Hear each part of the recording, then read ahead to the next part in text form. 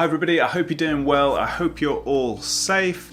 It's spring here, the sun is shining and it's a beautiful day and the boys are at the park. So I thought I'd take this opportunity to record a video. And today I'm going to talk to you about time blocking, or calendar blocking as it's sometimes known, why I use it, how I use it, and what the benefits are. And as you can see, I've got a giant calendar behind me, which my middle kid helped me build the other day. So it's very, very exciting to use this. He's one of my biggest fans. Of course, he was the first subscriber to this channel. So what is time blocking? I'm gonna refer to it as time blocking, but like I say, some people refer to it as calendar blocking because in a nutshell, what you're doing is you're blocking out your calendar or some sort of schedule. You're going to be putting everything into your calendar so you can see everything like you can on this big calendar behind, all of the things that we're trying to deliver, the things that we're trying to do, the activities that we have in our life. Now for me, it's a wonderful tool. It's a really, really great tool for scheduling, for prioritization. We'll talk about some of these things in a minute, but it's not without its problems. And again, we'll cover some of those, but the biggest one is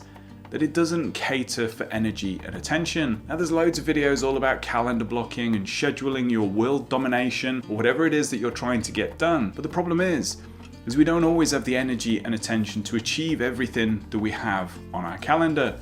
We often have way more time than we do energy and attention. So we'll talk about that as well. So in a nutshell, it's about using a calendar or some sort of schedule and scheduling everything that you've got to do. Now for me, I use Google Calendar. Of course, you could use bullet journaling or any of the other ways of scheduling your time. But for me, Google Calendar is just, it's free, it's easy, it's got a color coding, which we'll talk about in a minute. And in Google Calendar, I schedule everything. Now I don't schedule it to the minute detail of every single task, and this is one of the challenges that people have when they take on time blocking. Instead, what I do is I'll put a chunk in there for the different batches of work. So say for example, I've got some accountancy stuff to do. I'll put something into the calendar, which is maybe an hour and a half of tasks to do with accountancy, but then I'll store my tasks in Todoist, which is my to-do list of choice, or sometimes here on a sheet of yellow legal paper, so that when I know it's time to do those tasks, I can hop out into my task list and get those things done. Now, what I often see is people trying to put every single task and they end up with tiny granular little pieces of work in the calendar. It gets a bit messy.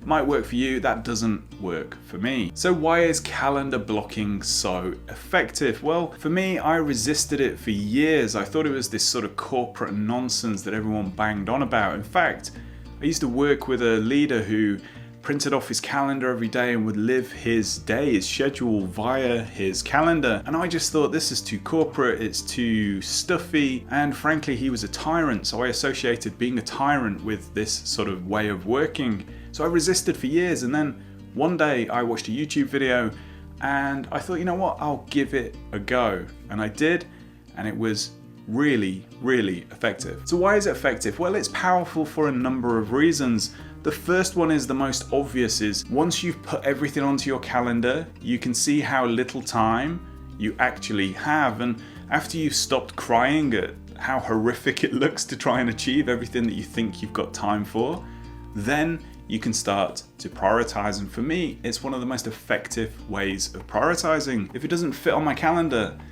it's not going to get done. Now, another reason why it's so effective is if you work in an office and you're working with other people, then calendars are ubiquitous. Everybody uses them to drop meetings on you, to throw work at you. And if you haven't got something in your calendar, it's insanely hard to say no. So you may have actually had, an hour and a half booked out outside of your calendar for doing your work, the things you actually get paid for, the things you enjoy, the things that are important to you. But if it's not in your calendar, chances are somebody's going to drop a meeting in there. So it's a really good way of saying no, because it's not really enough just to turn around to someone and say, no, I can't do that. But if you can say no, because I've got this piece of work, but I have some time later, that's much more effective. Now, obviously with this, it makes sense to include blocks of time in your calendar that are not scheduled for anything, free time that people can book meetings with you or get to speak to you, or actually you can just use it as contingency if you have to move things around. That's what I do. Little blocks of time where I'm free, where I'm anybody's, I guess. Another reason that this thing is effective, and the reason why I use Google Calendar, is because I can color code. Now what I do is I color code them based on the pillars of my life, which we'll talk about a little bit later on, and I've already done a video on that. And what we can do is we can quickly see at a glance where we are spending our time or our energy and attention.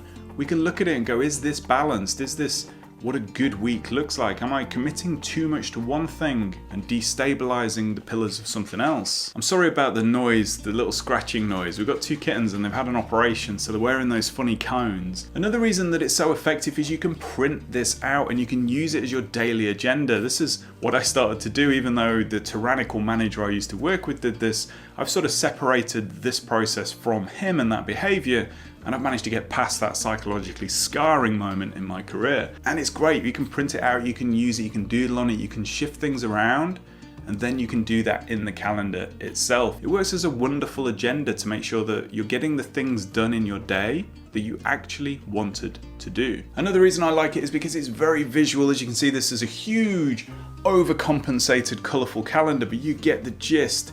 It's an important thing. To be able to see your work is really, really important. It's one of my foundational principles of agility is visualize your work, and it applies to our own personal lives too. If we can see our work, if it makes sense, if it's on a big visual diagram, then we can make decisions around it. We can spot patterns, we can see things that might be wrong.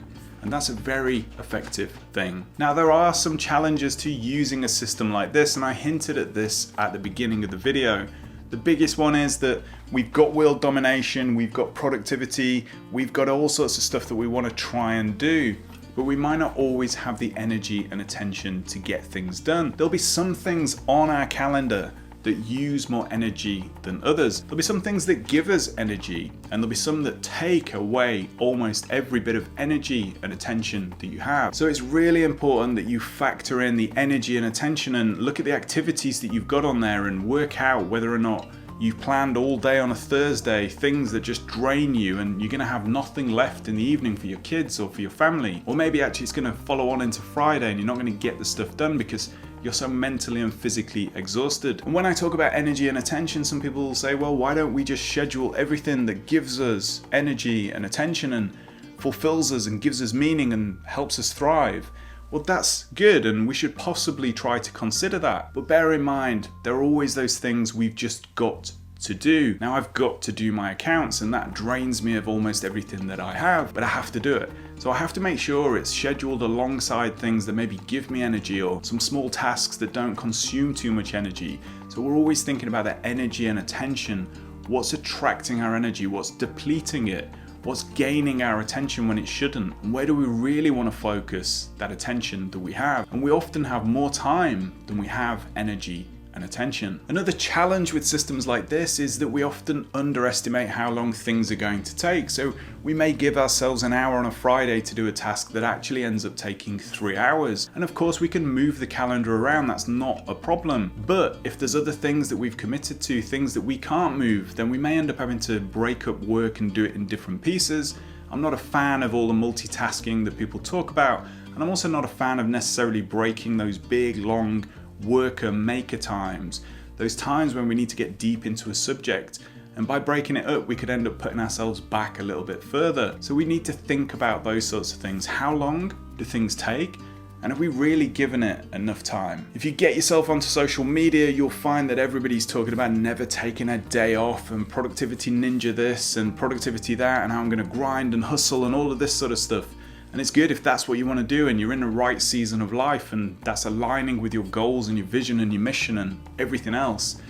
But bear in mind that sometimes what we tend to do is we overcompensate and add a whole load of productivity things to our calendar, only to find that we're neglecting the really important things in our life, such as health and family and rest time and thinking time. The kind of things that we often don't think about scheduling, but we really should.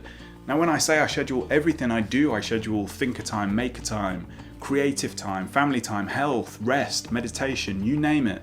That all goes on the calendar, and actually in some respects that's pretty much the first thing that gets scheduled, and then I try and put the work around that. So have a think about what resonates with you, and then make sure that you've got the right balance on your calendar. Another challenge with this sort of way of working can be when we're in a really gnarly time. There's lots of change, there's lots of commitments, there's maybe some panic at work and everything's flying around and there's meetings popping up that are frankly more important possibly than some of the stuff that's on your calendar. Therefore, we can often spend a huge amount of time just rearranging our calendar and trying to slide things around. But bear in mind that the things that we were putting on our calendar were the most important things to us, hopefully. So if they were super important, let's be careful not to let them slip too far. Let's be careful not to let them slip entirely off our radar and we lose track of the things that we said were the most important thing for us. But of course, sometimes we are going to have to juggle around with our calendar. There'll be certain things that pop up that just blat everything on there. But don't forget, you can use the calendar to say no, not now, I'm busy, I've got something.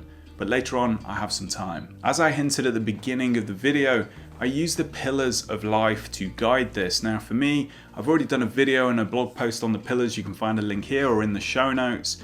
And this is how I formulate the calendar. It's certainly the color scheme that I use to make sure that I've got things on there that are balancing these pillars that make me who I am, of which only one of those is actually productivity. There's learning, there's health, there's relationships, there's society, there's all sorts of things, money and finance.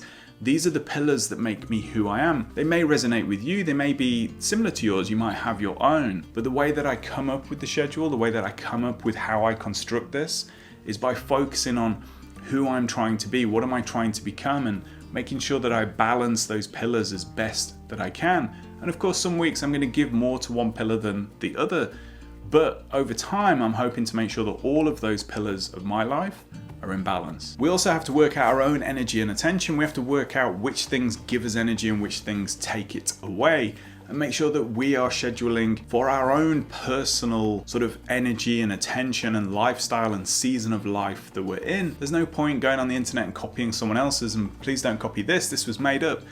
But you get the gist. You've got to make sure that the calendar represents what it is that you are and who you are and where you get your best energy and attention. I'm certainly the best in the mornings, which is why I schedule my sort of productivity, my meditation, those sorts of things in the morning, leaving the afternoons and the evenings for maybe some more creative work and certainly time with family. And also bear in mind that not every week is going to be the same. Obviously with a calendar we can set up recurring tasks, so we can do the same things to try and build routines and habits and discipline, which is all good, but let's be realistic about it. You know, some weeks are going to be different to others. There's a lot of stuff going on in our lives that we might have to flex. There'll be months where we focus on one project but we don't on another. And obviously as we get spring here, we're starting to get some sunshine. I'm hopefully going to be doing more fitness, which will mean my calendar will have to change and hopefully my body will change with it. So there you go. That's how I use energy and attention and time blocking or calendar blocking.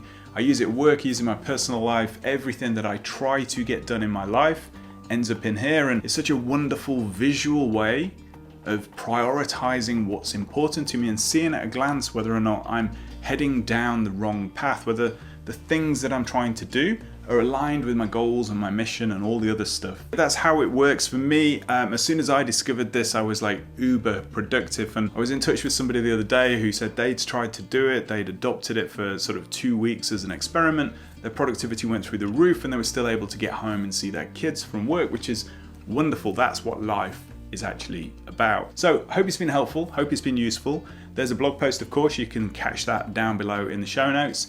I've also got a new course online about communication. So if you want to sit that, it's based on an award-winning in-person comms workshop. Again, link in the show notes. So there you have it. Hope you've enjoyed it, hope it's useful, hope you're going to try it. Let me know how you get on. And I look very much forward to seeing you in the next video. Take care, bye.